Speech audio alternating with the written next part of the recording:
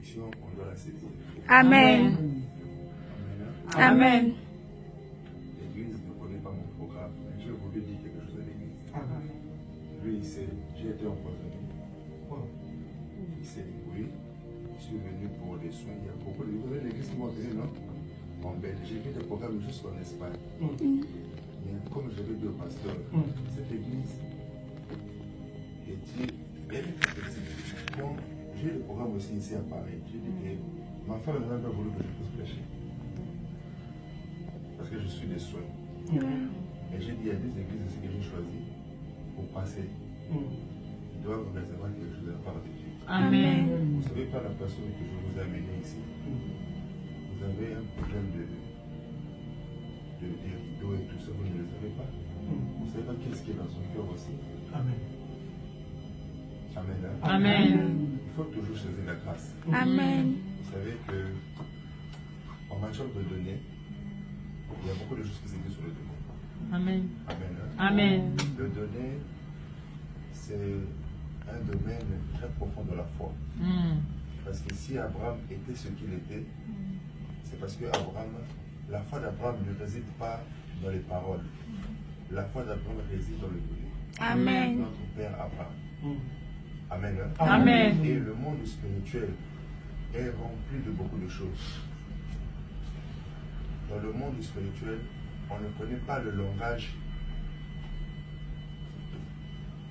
vague comme ça. Le langage vague n'est pas votre demande. Le monde spirituel connaît le langage du sacrifice. Amen. Prenez une exemple par exemple. Dieu pose la question à Abraham. Après, on pose la question à Dieu. Abraham dit à Dieu. Amen. Hein? Amen. Comment est-ce que je vais reconnaître le signe que tu m'as donné tout ça, que nous allons sortir en captivité? Mais avant que Dieu puisse répondre à Abraham, Abraham fait d'abord un sacrifice. Il donne des tourterelles, il donne tout ça. Et il s'est reposé, il commence à dormir vers les après-midi, vers le soir, vers 18h. Quand les choses commencent à courir, les mouches commencent à venir sur ça. C'est là où Dieu commence à parler maintenant à Abraham. Il dit, pour te montrer le signe, un signe que vous allez sortir d'ici. Voilà. Amen. Amen. Il dit, tes descendants seront captifs pendant 400 ans. Mais avant que Dieu ne parle de ça, il fallait qu'il puisse avoir une autel, une offrande. Pourquoi? Parce qu'à chaque fois que nous donnons une offrande, l'offrande, parce que dans le monde spirituel, il y a quoi? Il y a un problème d'engagement. Tous ces démons que vous voyez, les entités, les esprits, même le monde spirituel, pour que ces gens viennent jusqu'à nous, il faut qu'il y ait un port. Vous ne pouvez jamais, les esprits, même enchaînés, même ceux qui sont dans les eaux, même ceux qui sont sous la terre, ils viennent ici seulement par rapport à un sacrifice que nous faisons. Même dans le monde mystique. Quand on fait des incantations, oui, les esprits viennent. Pourquoi? Parce qu'on les appelle, parce qu'eux n'ont pas accès dans ce monde physique. Amen. S'ils peuvent avoir accès au monde physique, c'est parce que nous les appelons, nous les vivons. Alors, la seule chose qui fait en sorte que ces entités viennent à nous, c'est les sacrifices. C'est pourquoi vous voyez qu'on... Amen. Hein? Amen. Quand on fait l'offrande, il y a un langage qu'on dit à Dieu. On engage Dieu à venir là où nous sommes. Amen. Amen. L'offrande permet à Dieu de s'engager. Amen. Il vient là où toi tu es. Amen. C'est pourquoi Abraham a donné. Dieu a marché sur cette offrande. Dieu marche sur l'offrande. C'est ce qui a fait qu'Ananias et Saphira meurent. Parce que quand Dieu est descendu, il a trouvé cette offrande avec beaucoup de lacunes. Oui. Amen. Amen. Parce que Dieu traverse l'offrande pour venir à toi et repartir sur cette même offrande. C'est ça le langage spirituel. Amen. Même un démon, même les gens mystiques, quand ils font des alibations, ils font des cultes, des incantations, ils viennent sur la chose qui est là. Amen.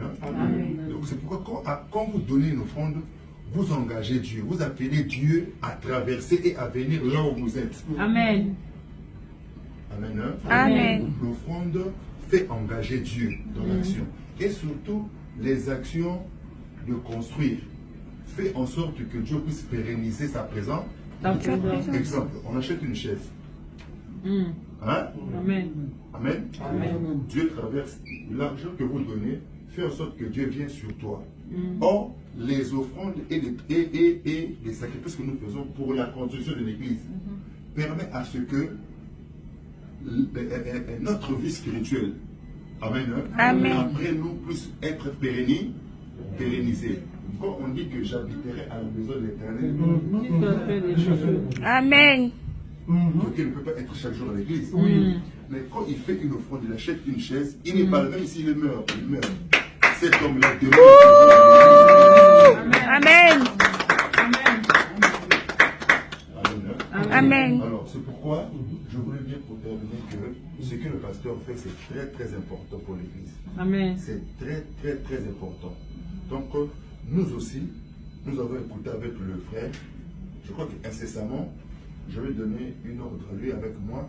Quand on va rentrer, tu connais l'endroit, non? On va prendre l'engagement de quelque chose ici. Hein? On va acheter. Vous allez dire qu'est-ce que nous pouvons acheter.